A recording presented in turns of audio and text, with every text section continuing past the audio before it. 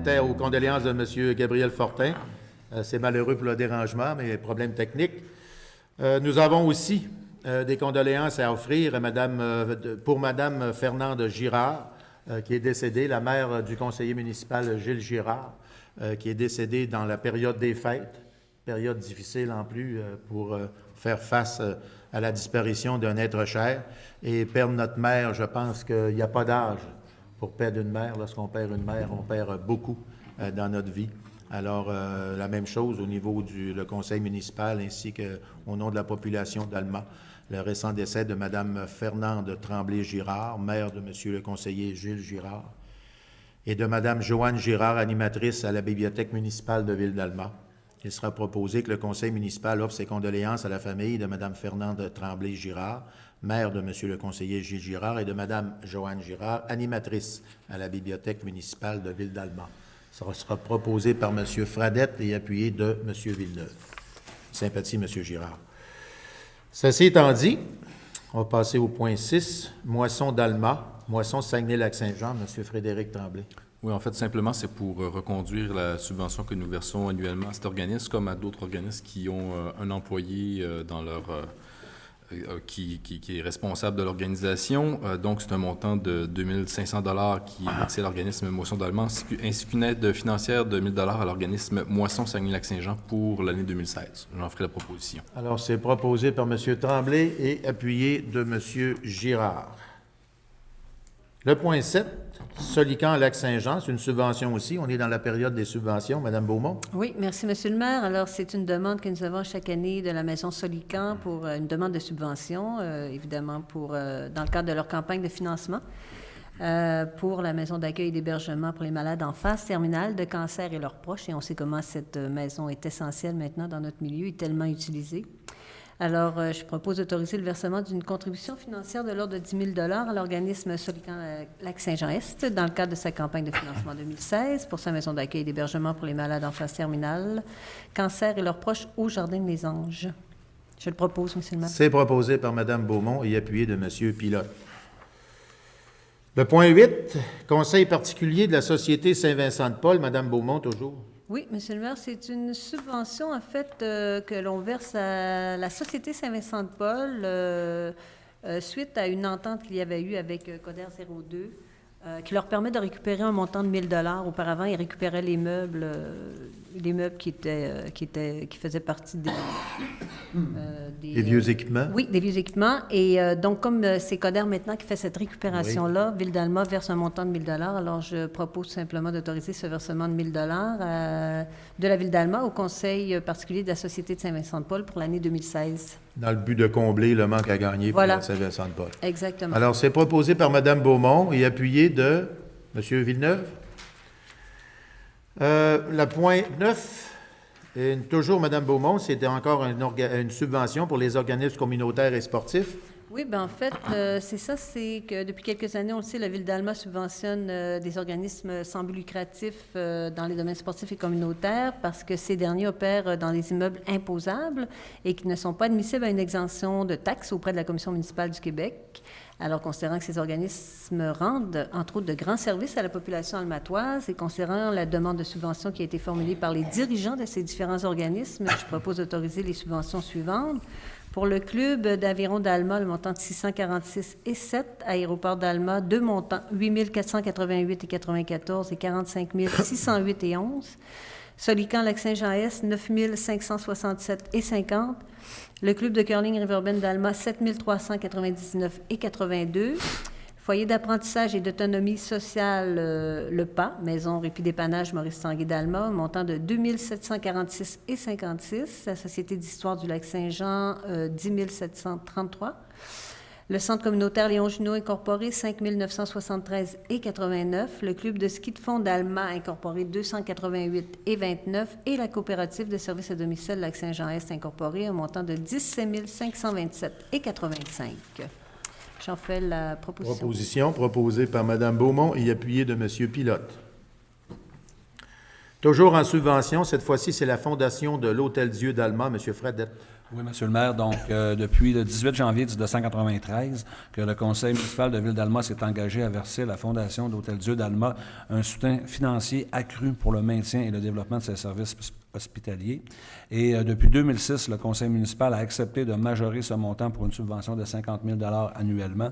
Et je proposerai, Monsieur le maire, ce soir, donc, d'autoriser le versement pour l'exercice financier 2016, une subvention de 50 000 à la Fondation d'Hôtel-Dieu d'Alma, répartie comme suit. Donc, 45 000 à la Fondation et un 5 000 à titre de commandite pour le tournoi de golf. Alors, c'est proposé, pardon, pas commandité, mais proposé par M. Fradette et appuyé de M. Boily. Le point 11, l'Union des municipalités du Québec, la cotisation 2016, M. Tremblay. Oui, qui dit début d'année dit subvention, mais aussi renouvellement de nos adhésions aux organismes qui nous représentent sur la scène nationale, dans ce cas-ci, l'Union des municipalités du Québec. Alors, il va de soi que nous allons renouveler notre adhésion pour un montant total de 26 723,68 taxes en su, et ça inclut les cotisations annuelles de base qui sont établies selon le décret sur la population du ministère des Affaires municipales, en vigueur au 1er janvier 2015 pour 16 293,68, ainsi que la tarification au carrefour du capital humain selon la classe de la masse salariale au montant de 10 430 $. Donc, j'en ferai la proposition. Alors, proposé par M. Tremblay et appuyé de M. Girard. Un organisme, lorsqu'on y participe, qui nous permet d'aller chercher de l'information assez importante au niveau des travaux qu'on a à faire et au niveau de la planification qu'on veut faire pour la ville d'Alma. Et faire aussi ce qu'on appelle en anglais du benchmark, là, aller voir un peu qu'est-ce qui se passe ailleurs, voir si on est à la bonne place ou si on peut améliorer ce que nous offrons comme service à la population. Alors, tout ça fait en sorte, et aussi les achats regroupés, qui fait en sorte qu'on ait des économies importantes, mais il faut faire partie de l'Union des municipalités. Il y a une cotisation à payer, bien sûr, et c'est ce que nous faisons à chaque année. Le point 12, c'est la Fédération canadienne des municipalités, une cotisation toujours. Cette fois-ci, c'est moi qui la présente. Considérons que la Fédération canadienne des municipalités représente les intérêts municipaux dans les enjeux liés aux politiques et aux programmes de compétences fédérales, considérant que les membres regroupent tant les plus grandes villes du Canada que les plus petites collectivités urbaines et rurales, de même que 18 associations provinciales et territoriales de municipalités, considérant qu'elle sert ses membres dans les 2 langues officielles et se consacre à l'amélioration de la qualité de vie de toutes les collectivités, en favorisant des gouvernements municipaux forts, efficaces et redevables. Considérant que depuis l'année 2011, le Conseil municipal juge opportun que la Ville d'Alma adhère à la Fédération canadienne des municipalités, considérant que la cotisation annuelle pour 2016 de la Fédération canadienne des municipalités pour la Ville d'Alma s'élève à 4 743,82 $, il sera proposé de renouveler l'adhésion de Ville d'Alma à la Fédération canadienne des municipalités et d'autoriser le versement de cotisations au montant de 4 743,82 $ pour la période du 1er avril 2016 au 31 mars 2017. Et c'est proposé par M. Tremblay et appuyé de M. Boily. Entre autres, au niveau de la Fédération canadienne, on a des supports au niveau des ministères de l'Environnement, par exemple, l'aide financière qu'on veut avoir pour soutenir beaucoup de nos projets concernant l'environnement. Le côté canadien est très important dans les démarches et ça aussi, ça fait partie des outils qu'on se donne pour être capable d'atteindre les ministères et les ministres concernés. Le point 13, c'est Chambre de commerce et de l'industrie Lac-Saint-Jean, la cotisation, document annexé à la résolution. C'est M. Pilote qui va nous présenter le sujet. Oui, comme à toutes les dernières années, alors c'est une demande formulée par la Chambre de commerce et d'industrie Lac-Saint-Jean-Est, une demande d'adhésion au membership. Je questionne un petit peu la demande de la Chambre de commerce comme membership. Je pense qu'on doit soutenir notre Chambre de commerce, mais je ne vois pas pourquoi on serait membre d'une Chambre de commerce. Je ne pense pas qu'on est un commerce, on est une ville. Par contre, j'invite à reformuler la demande. Je pense qu'on doit soutenir notre Chambre de commerce, ça fait un bon travail. Et puis, dans ce sens-là, je proposerai donc de confirmer l'adhésion de la Ville d'Alma pour la prochaine année. C'est un montant de 302,45 taxes en su. Mais je pense qu'il faut soutenir. J'invite les 600 entreprises sur le territoire Lac-Saint-Jean-Est à adhérer à la Chambre de commerce. Je pense que c'est un plus. Je pense qu'ils font un excellent travail. Mais je ne pense pas que la Ville a à être membre. Personnellement, c'est mon humble opinion.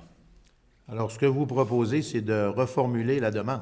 Ben, je propose qu'on soit commanditaire, qu'on soit allié, qu'on soit partie prenante financièrement de la Chambre de commerce comme il le désire.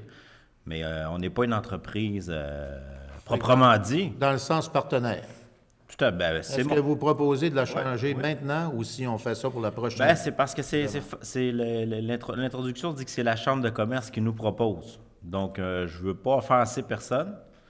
Je propose qu'on la laisse comme ça pour cette année. Okay. Mais je pense que pour les autres années, je pense qu'on pourrait être des partenaires. Je pense qu'on pourrait être On est partenaires d'ailleurs de tout leur événement. On va regarder la formulation pour la prochaine année. Être membre de la Chambre de commerce. Mais, on devra supporter notre Chambre de commerce. Tout à fait. Ça, c'est évident. Madame Beaumont? Oui, en fait, je regarde un peu ce qui est offert par la Chambre de commerce. Le type de cotisation, c'est organisme parapublic et ça comprend l'adhésion de l'aéroport d'Alma, la bibliothèque municipale et le Centre d'excellence des drones. Alors, on est là en tant qu'organisme parapublic, là. Donc, c'est un membership d'appui plus qu'un membership de participation, je pense. Alors, vous aussi, vous proposez de changer le texte? Oui, je pense que ce serait bien qu'on le précise. Est-ce qu'il y en a d'autres qui proposent de changer le texte? Ça vous va? Alors, l'année prochaine, on changera le texte comme tel, mais c'est certain qu'on va aider à supporter notre Chambre de commerce. C'est incontournable. Il faut que ça soit bien compris, là. On est d'accord pour appuyer la Chambre de commerce. Oui. C'est simplement Et on va changer le texte l'an prochain. Tout à fait. C'est ça que j'avais compris aussi. Le point 14, c'est une nomination proposée et secondée par Mme Beaumont. Le point 14, nomination greffière suppléante à la Cour municipale. M. Fradette. Oui, M. le maire. Donc, considérant que Mme Annie Aubin occupe la fonction de greffière de la Cour municipale depuis le 7 mars 2005 et que, selon la loi sur les cours municipales, le conseil de la municipalité responsable de l'administration du chef-lieu de la Cour peut nommer un greffier suppléant pour assister le juge ou une greffière lors des audiences lorsque le greffier est absent ou empêché d'agir. Et considérant que Mme Aubin recommande au conseil municipal de nommer Mme Guylaine Tremblay, agente administrative pour agir à titre de greffière suppléante de la Cour municipale d'Alma. Donc, M. le maire, je proposerai Mme Guylaine Tremblay. Alors, c'est proposé par M. Fradette et appuyé de M. Girard. Le point 15, opération du restaurant de la marina du camping de Saint-Cœur-de-Marie, M. Boily. Oui, M. le maire. Donc, on sait que le restaurant du camping de la marina de Saint-Cœur-de-Marie est donné en concession depuis quelques années. On sait également que le 1er mai dernier, on a confié un appel d'offres à M. Sylvain Brosseau la concession du restaurant. Et celui-ci nous demande, pour la balance du temps qui reste, soit jusqu'au 30 avril 2016, de transférer cette concession-là à sa gérante actuelle qui s'occupe du restaurant depuis déjà 2 ans pour continuer son mandat jusqu'au 30 avril 2016, soit à Mme Suzy Saint-Jean d'Alma. Donc, ce que je propose, puis et aussi, disons que cette demande-là est recommandée par le directeur général de Tourisme Alma-Lac-Saint-Jean, qui s'occupe du dossier pour nous. C'est eux autres c'est Tourisme Alma-Lac-Saint-Jean qui gère pour nous. Donc, il y a une recommandation de leur part également de le faire. Donc, je fais la proposition de transférer pour la période restante, soit jusqu'au 30 avril 2016, le contrat de concession du restaurant à Mme Suzy Saint-Jean d'Alma en remplacement de M. Sylvain Brosseau. Alors, c'est proposé par M. Boily et appuyé de M. Fradette. Le point 16, un avis de motion, règlement ayant pour objet de décréter des dépenses en immobilisation. M. Villeneuve. Oui, alors, M. le maire, je sous-signé Gino Villeneuve, conseiller de Ville d'Alma, d'un avis qu'il sera présenté à une séance subséquente de ce conseil, tenu un jour ultérieur, un règlement ayant pour objet de décréter des dépenses en immobilisation pour l'année 2016 et autoriser un emprunt pour en acquitter le coût. Alors, je signe. C'est beau? Oui. Le point 17, c'est une autre avis de motion. Cette fois-ci, toujours M. Villeneuve, règlement régissant l'administration de la gestion d'utilisation de réseaux d'aqueducs et d'égouts. Alors, je sous-signé Gino Villeneuve, conseiller de la Ville d'Alma, d'un avis qu'il sera présenté à une séance subséquente de ce conseil, tenu un jour ultérieur, un règlement régissant l'administration de la gestion et l'utilisation des réseaux d'aqueducs et d'égouts, ainsi que l'eau potable, et de remplacer le règlement 034-2012. Et je signe. Le point 18, dispense de lecture et adoption du règlement 266-2015 concernant la tarification des services offerts par la Ville d'Alma.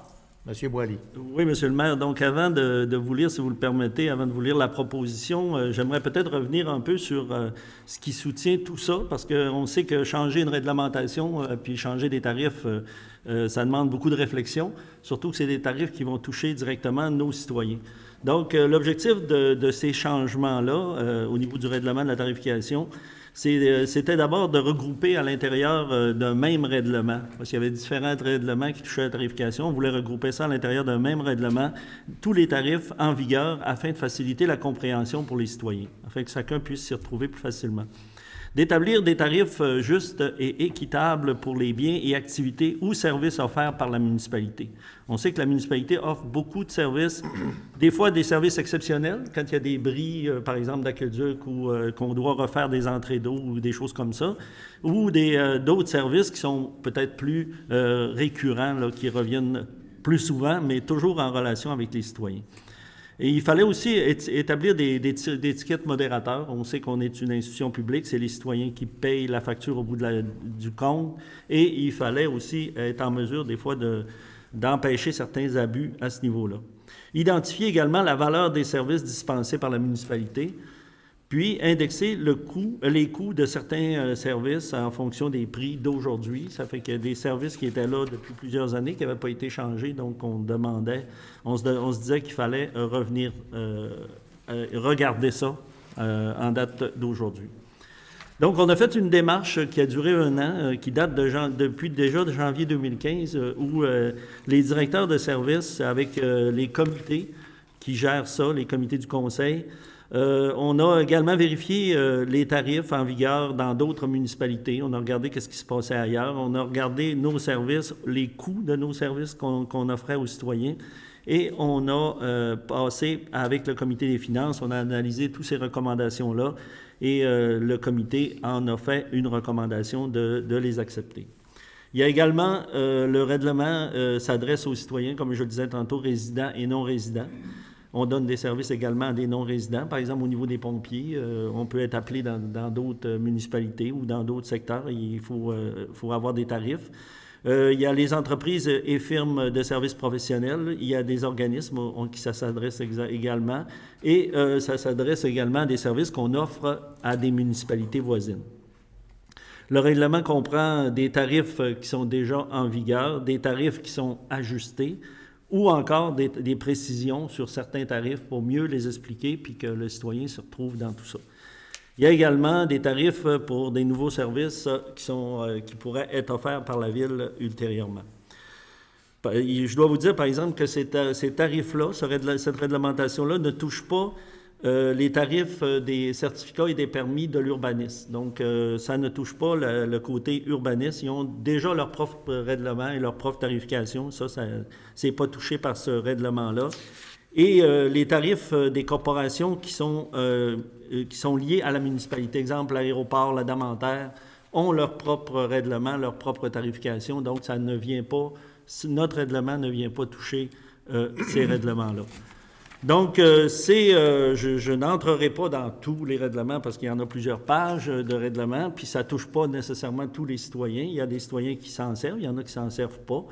Et puis, comme je disais tantôt, souvent, c'est des services sporadiques qu'on rend à des citoyens.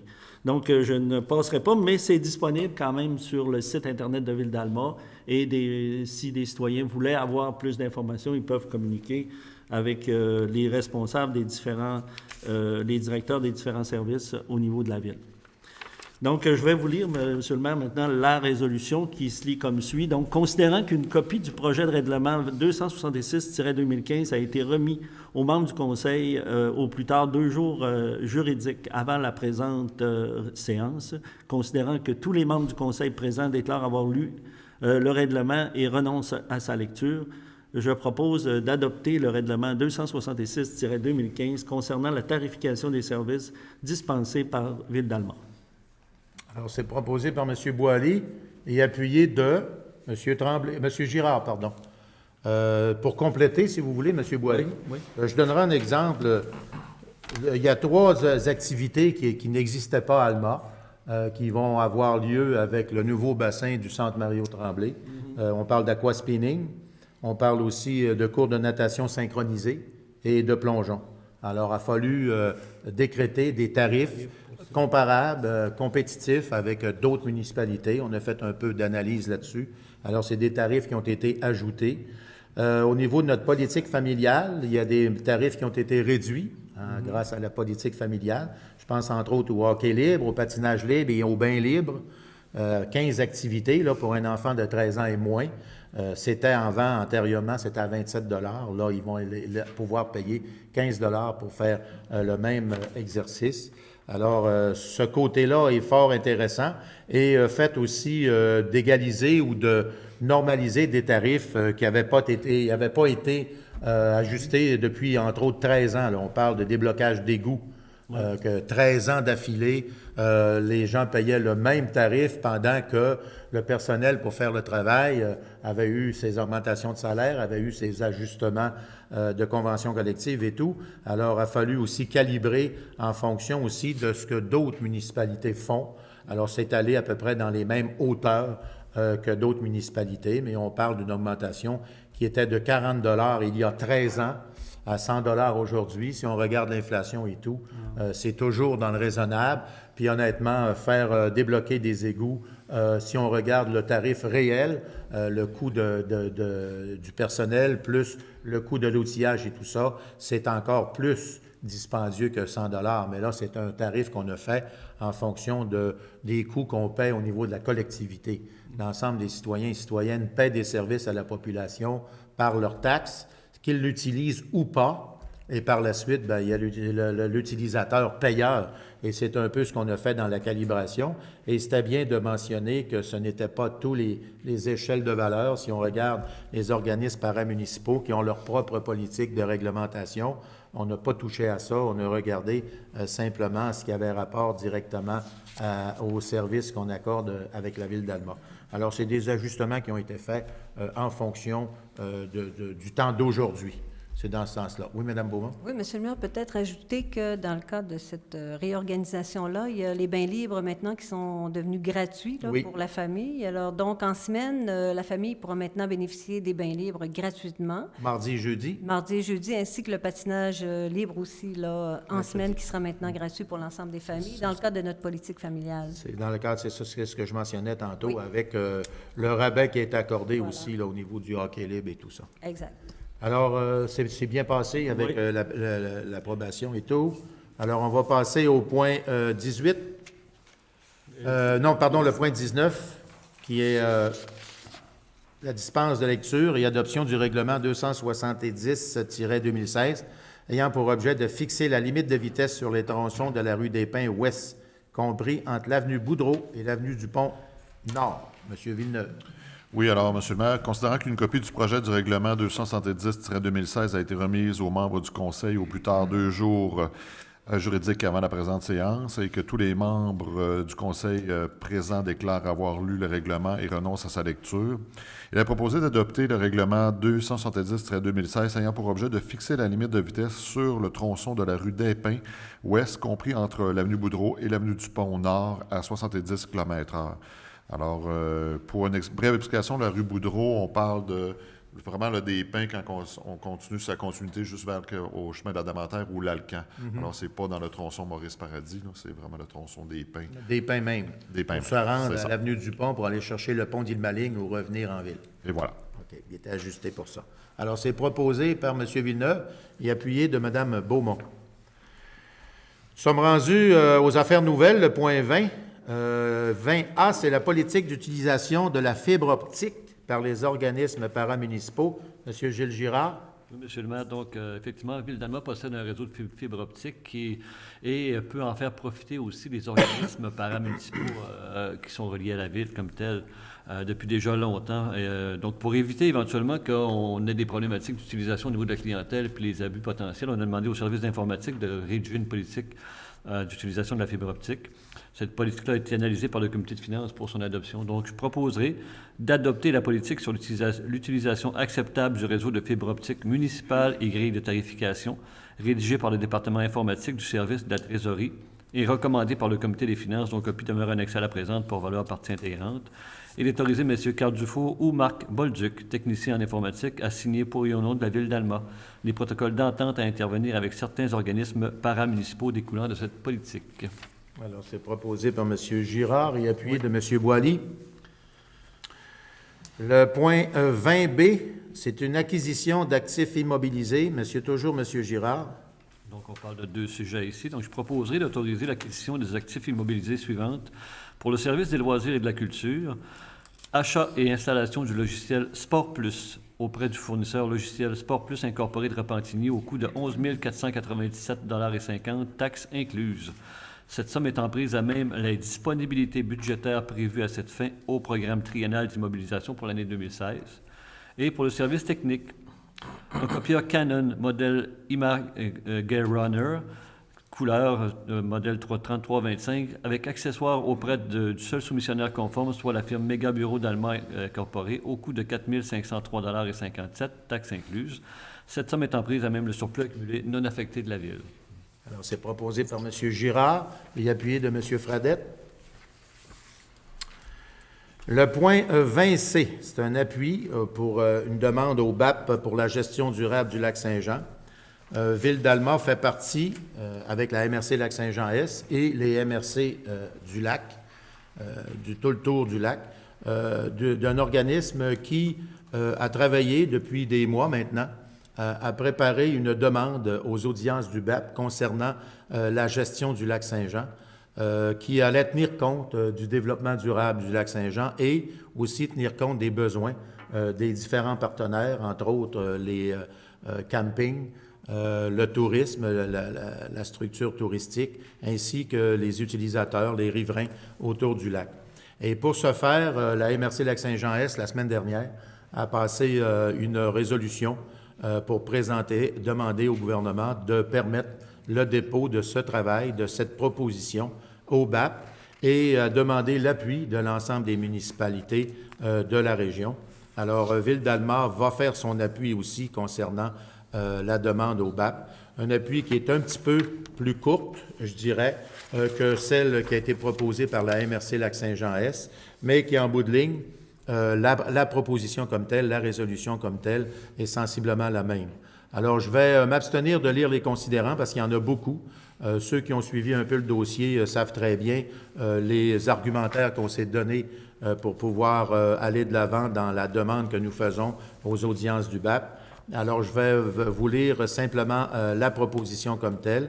Il est proposé que la Ville d'Alma demande au ministère du Développement durable, de l'Environnement et de la lutte contre le changement climatique que le mandat donné au Bureau d'audience publique en environnement porte sur un nouveau mode de gestion durable du lac Saint-Jean et non seul sur le programme de stabilisation des berges, afin de s'assurer que les décisions que nous prendrons en regard de sa gestion soient basées sur une vision actualisée des droits consentis dans le passé et surtout qui respectent ce que le Québec est à bâtir présentement en rapport avec la manière du développement durable, de respect de l'environnement et de la gestion de l'acceptabilité sociale. Que la Ville d'Alma désire mentionner au ministre qu'il demeure pertinent pour le milieu que l'analyse qui soit faite repose sur les mêmes prémices qu'en 1986, c'est-à-dire la recherche d'un ensemble de solutions acceptables tant sur les plans social et environnemental qu'au niveau technique et économique, et que le compromis acceptable soit respectueux de l'environnement naturel unique de ce patrimoine collectif que constitue le lac Saint-Jean et ses rives.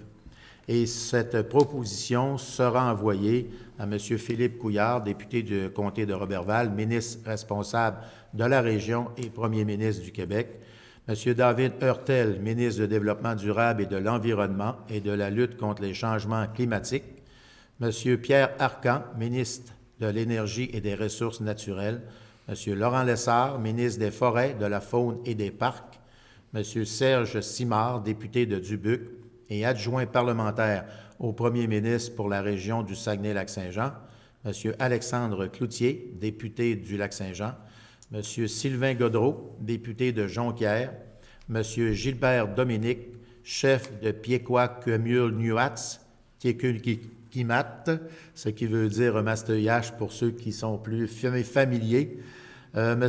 Pierre Barry, président du BAP, M. André Paradis, préfet de la MRC Lac-Saint-Jean-Est, M. Jean-Pierre Boivin, préfet de la MRC Maria-Chapdelaine, Mme Ghislaine H. Hudon, préfète de la MRC Domaine-du-Roi, Mme Édith Tremblay, directrice régionale du MDD-ELCC, M. Alain Thibault, directeur régional du MERN, et M. Frédéric Perrault, directeur régional du MFFP. Alors, une proposition présentée. Qui me veut la présenter, cette proposition? M. Gilles Girard, et appuyé de M. Lucien Boilly. Nous sommes maintenant rendus au point 20D. C'est une soumission concernant la passerelle de la petite décharge, M. Tremblay. Oui, c'est avec grand plaisir que je vais la passer, Oui. celle-là, ce soir. Oui. Vous me permettrez, je vais commencer avec le début de la résolution, puis avant d'aller avec la proposition officielle, je vais y aller quelques commentaires. Allez-y. Alors, on a procédé à un appel d'offres public pour la construction d'une passerelle en aluminium piétonnière et cyclable qui traversera la rivière Petite-Décharge, et les soumissions suivantes ont été reçues le 18 janvier, soit aujourd'hui même. Et on a procédé à l'analyse. Alors, les soumissionnaires, prix taxes incluses, on a reçu 8 soumissions. En partant du plus cher, Segerco Incorporé Chicoutimi, 3 630 442,55 $. Construction Proco Incorporé de Saint-Nazaire, 3 408 231,52 $. Excavation Gélarouche Incorporé d'Alma, 3 307 446,73 $. J. Euclide Perron Limité de Chicoutimi, 3 276 442,58 $. Paul Penneau Incorporé de Chicoutimi, 3 273 773,13 $. Construction Bina Incorporée de Saint-Benoît-Labre, 3 197 000 $. Construction BSL Incorporée de Saint-Augustin de Desmaures, 3 32 724,32 $. Et le plus bas soumissionnaire, les entreprises Rosario Martel Incorporée d'Alma, au prix taxes incluses de 2 862 877,50 $. Donc, peut-être préciser que lors de l'analyse, on a jugé que la soumission de M. J. Euclide Perron Limité, la firme Euclide Perron Limité, était non conforme. Donc, avant de faire la proposition, peut-être mentionner quelques éléments en lien avec cet appel d'offres. Vous savez, avant les fêtes, on est allé avec une résolution pour autoriser un règlement d'emprunt que je dirais at large. Donc, nous avons l'obligation auprès du ministère des Affaires municipales de prévoir un règlement d'emprunt qui couvre l'ensemble des frais potentiels du projet, incluant les subventions, incluant les partenariats. Donc, c'est évident que nous n'allions pas nous rendre jusqu'à un emprunt de 4 800 000 pour cette passerelle. Donc, une fois que vous savez, le plus bas soumissionnaire est à 2 800 000 grosso modo, une fois qu'on a appliqué les sommes restantes qui n'ont pas été appliquées aux frais d'ingénierie de la subvention que nous avons reçue, plus les partenariats que nous allons annoncer, le projet devrait se réaliser pour... en fait, la part de la ville d'Alma devrait se trouver sous la barre des 2 millions. Donc, vous voyez, ça devient un projet beaucoup plus intéressant, beaucoup plus raisonnable et qui permet de faire quelque chose avec une plus-value, une vitrine technologique qui va faire travailler des gens locaux, qui va permettre de développer notre expertise au niveau du transfert technologique au niveau de l'aluminium, la deuxième transformation. Donc, il y aura des annonces qui vont venir dans les prochaines semaines. Entre autres, il y a eu le dernier concept que nous avions présenté en juin dernier avait été retravaillé pour abaisser les coûts et également pour augmenter le pourcentage de faisabilité locale. Donc, il y aura des communiqués là-dessus. On va également communiquer les partenaires officiels du projet, ceux qui vont contribuer techniquement ou financièrement à ces réalisations. Donc, ça va faire partie des annonces à venir dans les prochaines semaines. Il reste par contre un jalon très important à atteindre pour pouvoir procéder aux travaux rapidement, puisque la fenêtre pour faire les travaux pour cette passerelle-là en rivière, c'est l'hiver, et elle se raccourcit de plus en plus. On travaille pour faire modifier le décret de revitalisation de la petite décharge et d'inclusion de la passerelle dans ce décret-là auprès du ministère de l'Environnement à Québec. depuis juillet dernier. Et bon, je pense qu'on est assez habitué. Les démarches avec le ministère de l'Environnement sont extrêmement longues et complexes. Donc, on lance des séries de questions, on y répond. C'est censé être terminé, on nous revient avec des séries de questions. Ça me rappelle un peu le légendaire épisode des 12 travaux d'Astérix. Je vous laisse deviner lequel. Enfin, bref, on a encore bon espoir d'y parvenir.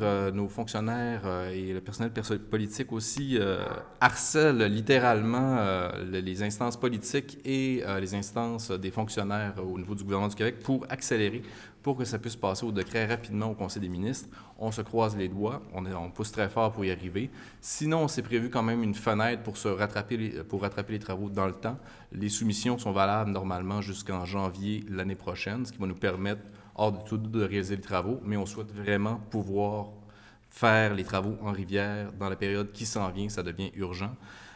Donc, c'est là où on en est rendu. Et alors, dans ce contexte-là, je vais proposer de considérer la plus basse soumission conforme reçue et d'octroyer le contrat pour la construction d'une passerelle en aluminium, piétonnière et cyclable traversant la rivière Petite Décharge, impliquant la démolition des infrastructures existantes comme la fontaine, les déversoirs et la passerelle actuelle, à la firme Les Entreprises Rosario Martel Incorporée d'Alma pour un coût total de 2 862 877,50 taxes incluses, conformément à la soumission reçue. Cette somme étant prise à même les disponibilités financières prévues à cette fin au règlement d'emprunt 265-2015 et le tout conditionnellement à l'obtention des autorisations requises auprès du ministère du Développement durable, de l'Environnement et de la lutte au changement climatique pour effectuer ces travaux.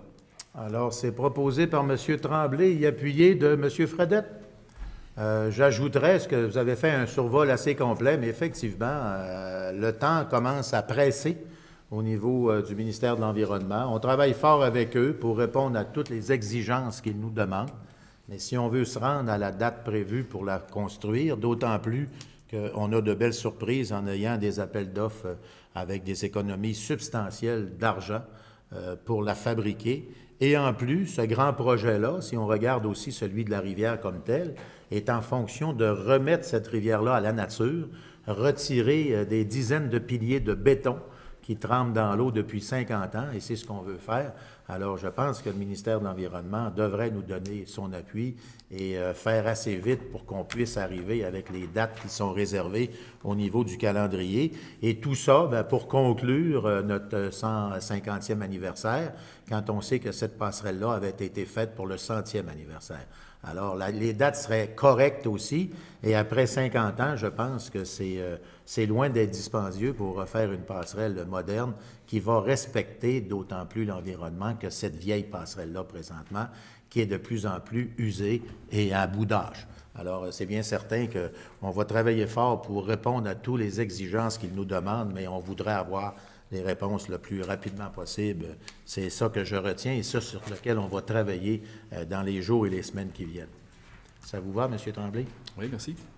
Alors, nous avons terminé le point 20. Nous sommes rendus au rapport des comités et du maire. Étant donné qu'il n'y avait pas de rapport de comité, je vais simplement vous parler, de ce qui s'est passé, la réponse que j'ai donnée aujourd'hui aux déclarations que nous avons vues dans les médias dimanche, dans le Progrès dimanche, je pense, et que j'ai demandé qu'on interpelle le ministre le ministre des Transports, concernant les déclarations qui ont été faites dans le journal, disant que la section de l'autoroute Alma-Labbé, en passant, c'est l'autoroute Alma-Labbé, mais non pas Saint-Bruno-Labbé, mais Alma-Labbé, qui est un projet de plus de 40 ans que nous avons mis de l'avant et que nous travaillons fortement à ce que ça se réalise. Je tiens à mentionner que, oui, au départ, nous avons la voie de contournement d'Île-Maligne Nord, que nous avons accepté d'emblée, que le ministère a accepté de prioriser, de mettre en priorité dans les projets de développement, mais ça n'empêche pas que l'autoroute Alma-Labbé aussi devra être complétée un jour parce que nous avons demandé à la population d'Alma d'investir des sommes importantes de plusieurs millions de dollars, faire une voie de contournement ouest, permettre une sécurité dans les transports lourds chez nous, dégager l'avenue du Pont au nord et sud, des camionnages inutiles en utilisant cette voie de contournement-là, et de mettre une voie moderne, sécuritaire, au service des gens du Lac-Saint-Jean, tout comme celle qu'ils exercent présentement du côté de Saguenay. On sait qu'on a ouvert une autoroute dans le parc des Laurentides qui amène la très grande majorité de la population à passer par Saguenay. Je n'ai absolument rien contre. Par contre, cette même population devrait avoir le droit et la disponibilité de prendre une autoroute aussi sécuritaire pour se rendre dans le secteur du Lac-Saint-Jean. Et c'est un peu ce que j'ai plaidé aujourd'hui dans le point de presse qu'on a donné. C'est-à-dire qu'en toute équité et en toute justice, et il faut mentionner aussi que les populations du Lac-Saint-Jean sont presque aussi nombreuses que celles de Saguenay. Alors, elles méritent des routes tout aussi carrossables et aussi sécuritaires que ce qui se passe du côté de Saguenay. Et de dire que l'autoroute Alma-Labé va débuter à la baie et se terminer à la Rouche, ce n'est pas acceptable pour l'ensemble des gens du Lac-Saint-Jean. Il faut à tout prix, si on parle d'unité régionale, que cette autoroute-là se termine du côté du Lac-Saint-Jean parce qu'elle a commencé du côté de Saguenay. C'est la position que j'ai donnée aujourd'hui et c'est le questionnement que je demande au ministre des Transports parce qu'effectivement, c'est le bureau régional qui a mentionné ça dans le journal du fin de semaine, mais comme je dis souvent, les bureaux des ministères prennent leurs commandes, si vous voulez, prennent la priorité de dossier par le politique. C'est le politique qui dicte les travaux à prioriser au niveau du ministère des Transports. Alors, c'est pour cette raison-là que je vais faire une démarche pour avoir des réponses directes du ministre concernant le futur de l'autoroute Alma-Labé et qu'est-ce qu'ils ont comme prévision pour qu'un jour, nous ayons la finalité de ce dossier-là et qui passera par Alma en attendant d'aller vers Roberval, parce que ce que j'en ai vu, moi, du temps où j'étais aux travaux publics, c'est les prévisions à long terme du futur de notre région. Eh bien, la jonction se faisait à la hauteur de Saint-Bruno et il y a une partie qui se dirige par la suite vers Roberval, Saint-Félicien et Dolbeau-Mistassini. C'est bien certain qu'on ne sait pas en quelle année nous verrons cette autoroute-là se rendre à Dolbeau-Mistassini, étant donné que nous, la deuxième économie régionale à Alma, ça fait 45 ans qu'on attend de voir un jour cette autoroute-là se terminer. Alors, c'est dans ce sens-là que j'ai pris la position. Et tout ceci, ce n'est pas en contradiction avec le fait que nous allons faire la voie de contournement nord d'Île-Maligne, qui est une attente depuis longtemps aussi, et qui embouteille passablement et qui fait des risques passablement du côté nord. Mais ce n'est pas parce qu'il y a un projet qui a été retenu qu'il faut éliminer tous les autres qui vont suivre ce projet-là. Alors, c'est dans ce sens-là que j'ai donné cette opinion-là ce matin. Et puis, j'aurai à vous donner très bientôt, je pense, les réponses du ministre des Transports concernant ce dossier qui est assez chaud et assez épineux. Est-ce qu'il y en a qui ont des interventions à faire dans ce dossier-là? C'est complet. Alors, ça sera à suivre. Et ceci étant dit, je pense qu'on est rendu à la période des questions des contribuables. S'il y a des questions à poser, vous avez le lutrin et un micro ici en avant.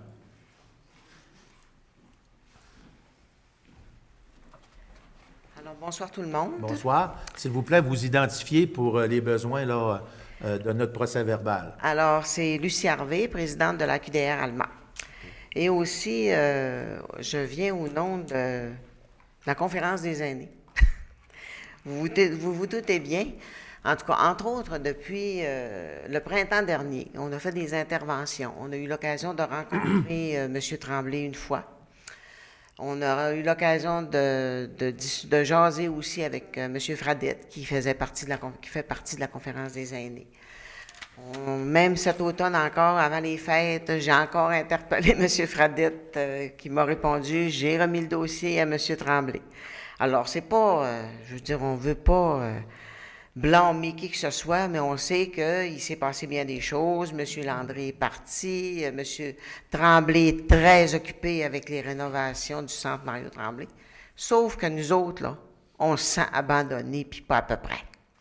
Alors, on veut savoir où est-ce qu'on en est avec la conférence des aînés. Est-ce que c'est quelque chose qu'on met de côté ou il va y avoir du développement, puis on va avoir des gens qui vont avoir un petit peu de temps à nous consacrer? Vous avez vu là, notre directeur général prendre des notes.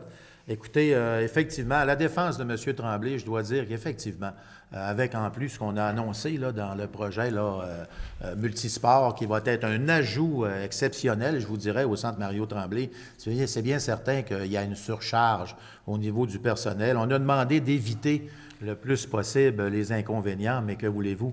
On ne fait jamais d'omelette sans casser des œufs, mais effectivement, si à un moment donné, il y a trop d'absentéisme, il va falloir essayer de corriger le tir. On va regarder ce que vous demandez présentement et voir qu'est-ce qui pourrait être fait avec le personnel que nous avons et les besoins que vous avez à demander.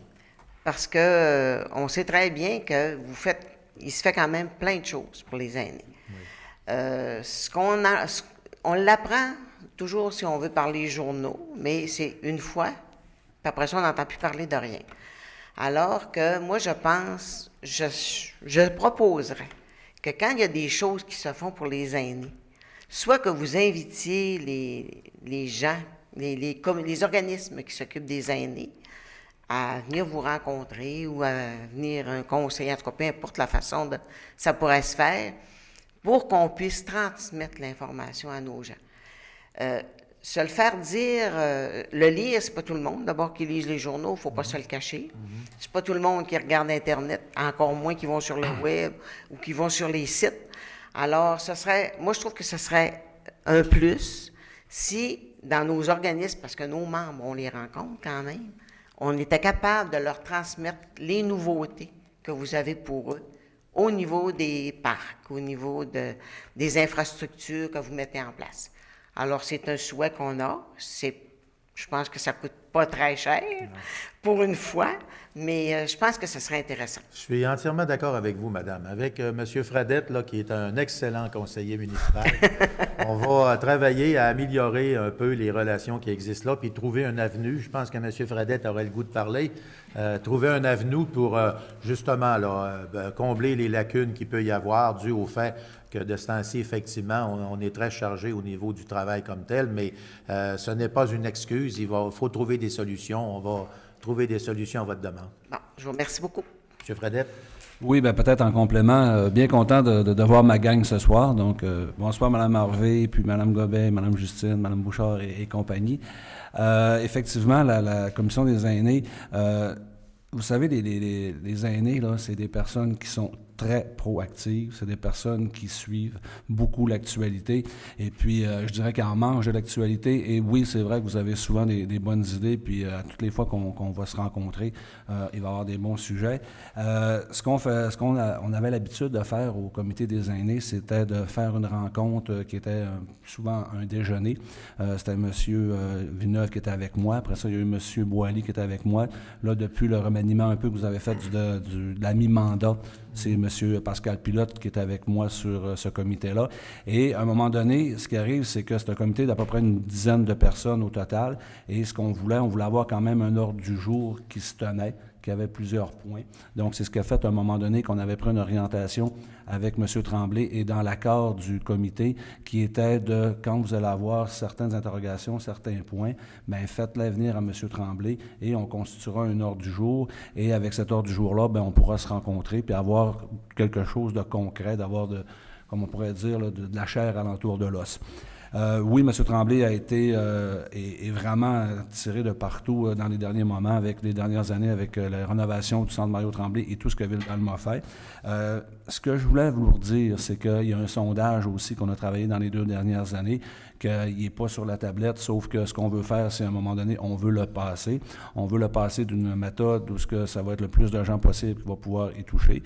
Ce sondage-là, vous le savez, c'est vous qui l'avez créé avec nous. C'est vous qui nous avez dit telle virgule, tel point, tel mot, tout ce qui faisait votre affaire.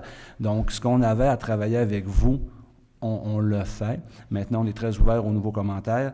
Et maintenant, ce que je peux vous annoncer, peut-être, je pense que le conseil de ville ne le sait pas encore, mais ce qu'on va faire avec le comité des aînés, c'est que maintenant, c'est Mme Émilie Guertin qui va être mandatée pour justement prendre le comité des aînés, Madame la directrice de la bibliothèque d'Alma, donc Émilie Guertin, qui va être éventuellement mandatée pour s'occuper de nous, pour justement prendre le lead puis permettre à M. Tremblay de respirer un peu plus.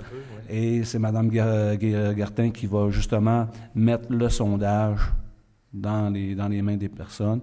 Et là, c'est avec elle qu'on va maintenant travailler. Donc, écoutez, c'est un scoop que vous avez ce soir, et puis bien content de vous avoir rencontrés.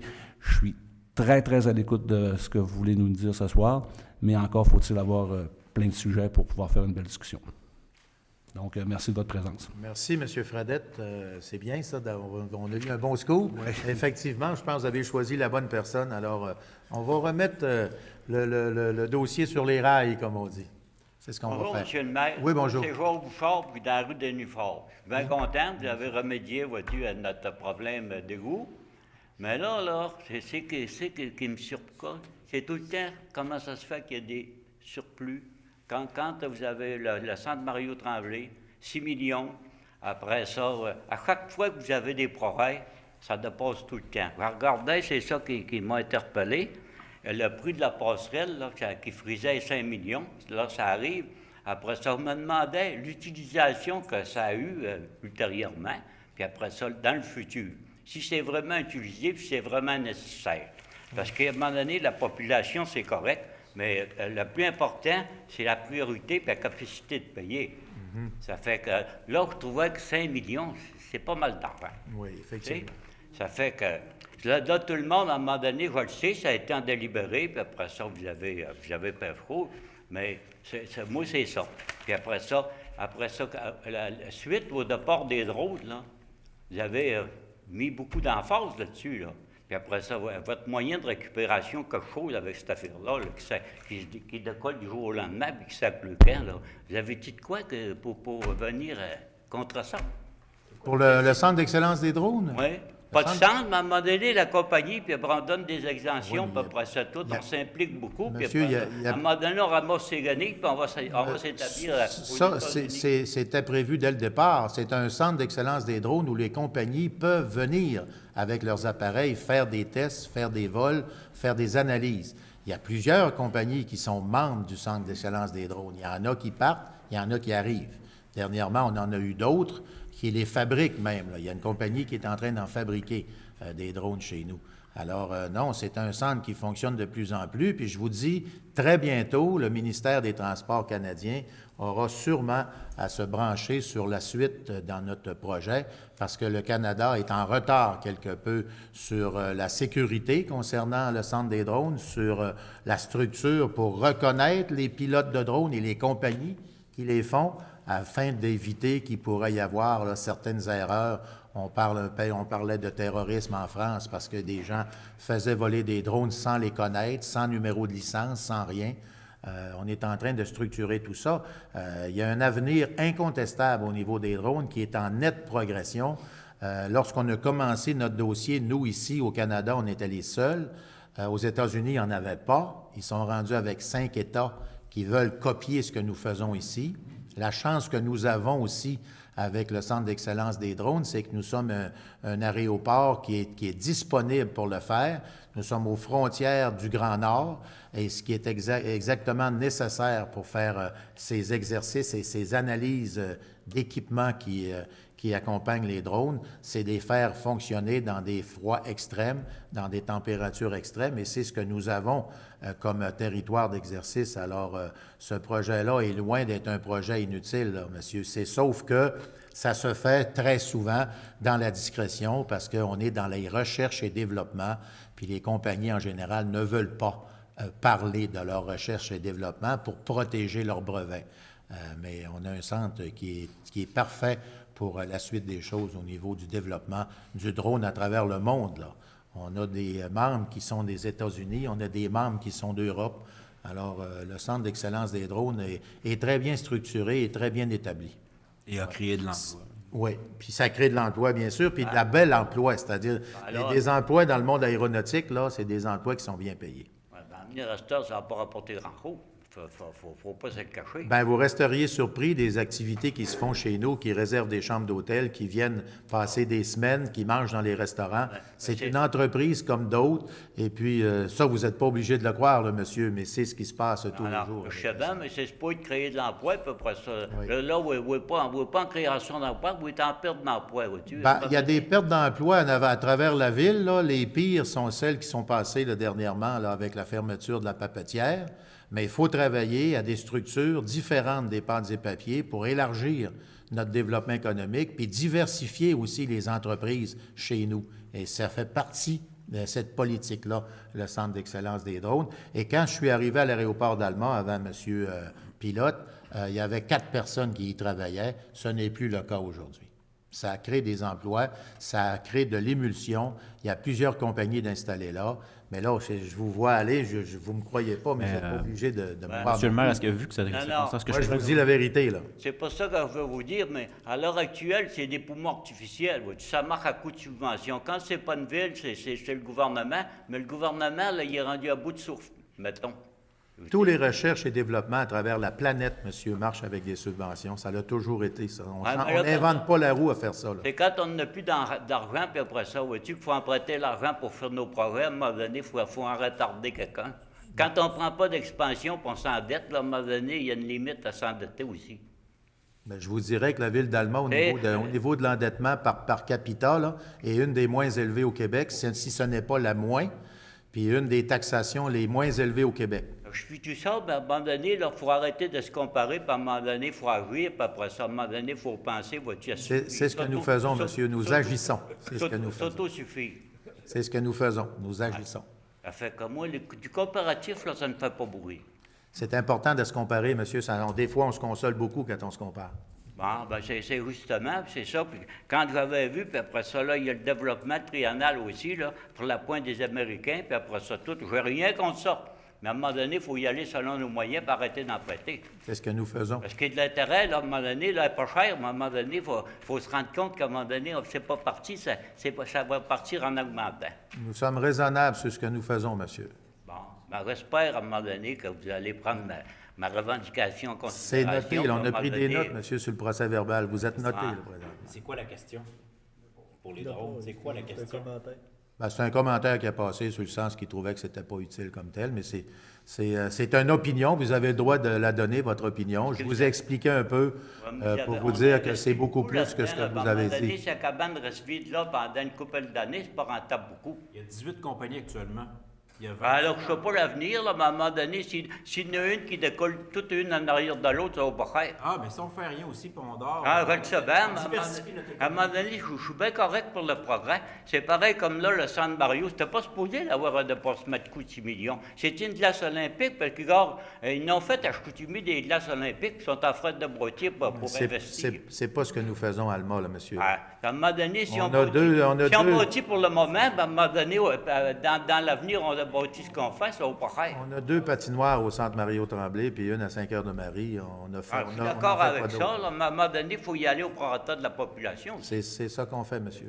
Mais monsieur le maire, il n'y a pas eu de dépassement de coût au Centre Mario-Tremblay. Non, il n'y a pas eu de dépassement de coût. On est rentré dans les budgets directs. Oui, mais il fait allusion à Saguenay. Non, on va s'en tenir à ça. Non, il fait allusion à la ville de Saguenay, mais il n'y a pas eu de dépassement de coût dans le Centre Mario. Le Centre Mario-Tremblay, il t'a coûté 21 millions, puis après ça, on a eu un dépassement de coût de 6 millions. Ça, c'est des estimations que quand j'ai commencé la politique, moi, il était à 12 millions.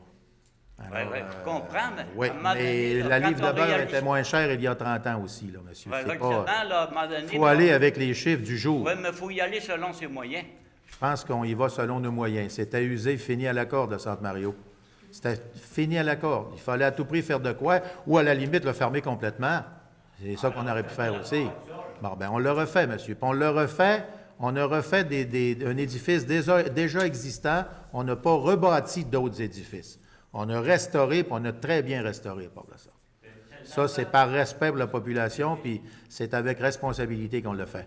Ça me fait penser, vois-tu, des projets à long terme de 40 ans. Là. Comment ça a pris le temps, à un moment donné, à faire le bout de partir du pont Carcagou, puis après ça, à monter sur du pont d'eau? Ça a pris quasiment 20 ans. Puis après ça, comment ça a coûté? À un moment donné, on le fait comme il faut, mais on fait dedans. En démocratie, il faut prendre le temps, monsieur. Je vous remercie de votre commentaire. Là, vous n'avez pas posé de questions. Je vous ai laissé donner vos commentaires, mais vous auriez... Normalement, c'est la période de questions. Vous avez des questions à poser. Oui, madame? Bon, moi, je ne sais pas si je me rappelle encore de ma question, mais en tout cas, mon nom, c'est... Je suis sûr que ça va vous venir, madame. C'est ça, c'est Margot Tremblay, de la QDR. Madame Beaumont doit savoir un peu vers quoi je m'enligne. C'est surtout au sujet du stationnement sur la rue Gauthier, avec notre beau centre que nous avons. Oui. Il n'y a pas de... Puis là, nous autres, on travaille pour la défense des droits des personnes. Puis quand à chaque jour, les gens arrivent avec un ticket, OK, de la police, il y avait une pancarte, tu ne l'as pas vu, mais c'est marqué piéton, tu traverses des piétons. Puis moi, les piétons que je vois le plus souvent, c'est ceux qui sont dans le cimetière. Je pense que la circulation doit être assez limitée. Puis on voit le stationnement, par exemple, du pavillon Camille Lavoie, OK? Les professeurs, ils se stationnent chaque côté de ce boulevard-là. Puis rendu dans notre bout, c'est plein de pancartes. OK? En tout cas, il me semble que là, une entente, peut-être avec les policiers, ça pourrait être... Parce que quand les gens reçoivent des tickets d'environ 78 $, ils ne reviennent plus.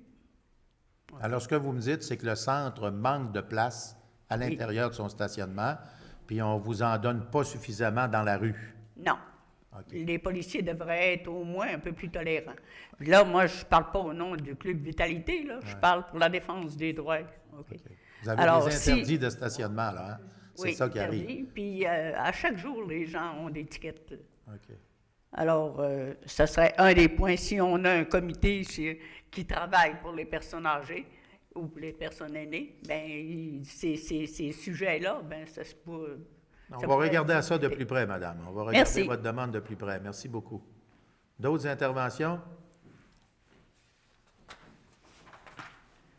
Alors, bonsoir tout le monde. Hélène Bouchard. Cette fois-là, c'est pour le Centre d'action bénévole du Lac. Okay. Je suis connue pour autre chose d'habitude.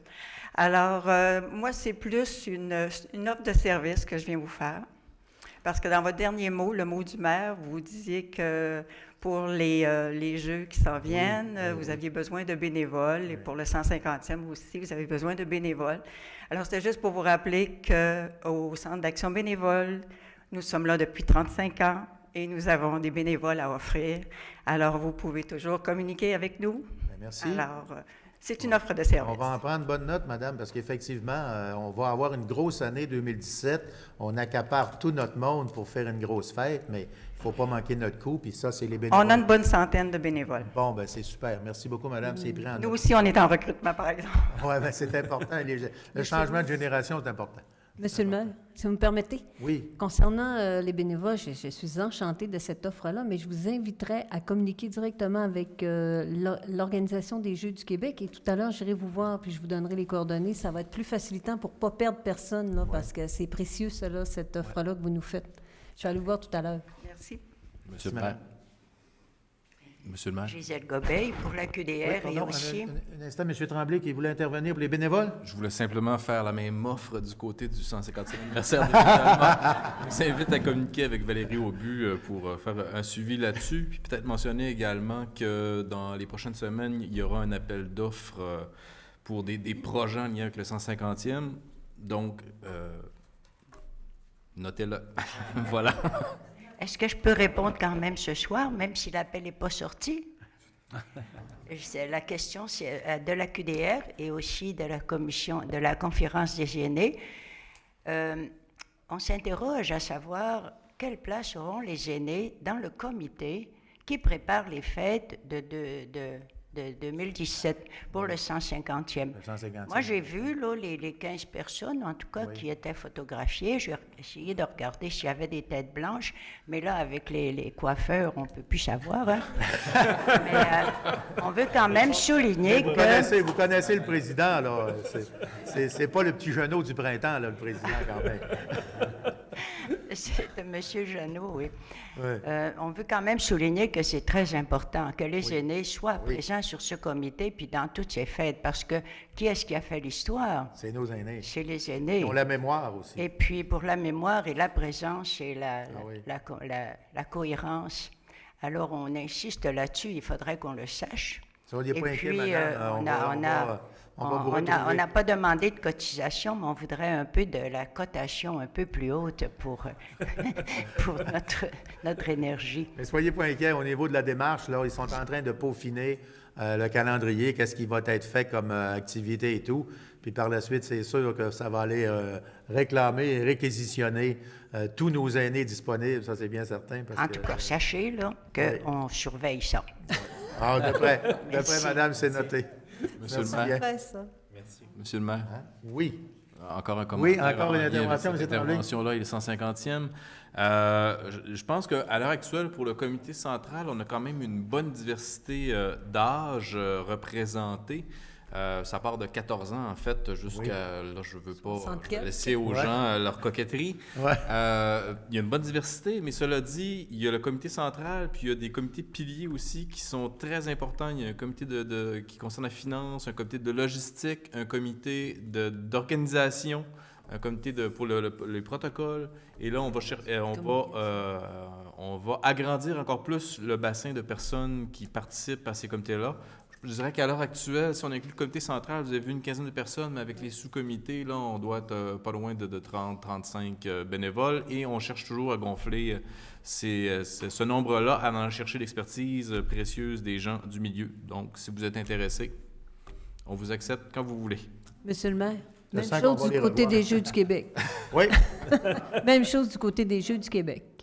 Comme vous voyez, il y a une bonne entente entre les deux comités, là, puis généralement, il n'y a pas de chicane. Exactement. On travaille ensemble. Merci beaucoup de votre offre, madame. Merci. D'autres interventions au micro? Ça va? Les questions, c'est complet, puis on vous a quand même bien répondu. Alors, à partir de là, je pense qu'on est rendu au moment de la levée de l'Assemblée. Madame Beaumont, en tradition, fait la levée de l'Assemblée. Mesdames et messieurs, je vous remercie de votre attention. La prochaine réunion, Monsieur Paradis, 1er février, n'oubliez pas, ça va être... ce ne sera pas le poisson d'avril, là. Non, pas encore. 1er février. Fait que ça va être le 1er février. Alors, rendez-vous, même heure, même poste, au 1er février. Merci de votre attention et bonne fin de soirée à tous.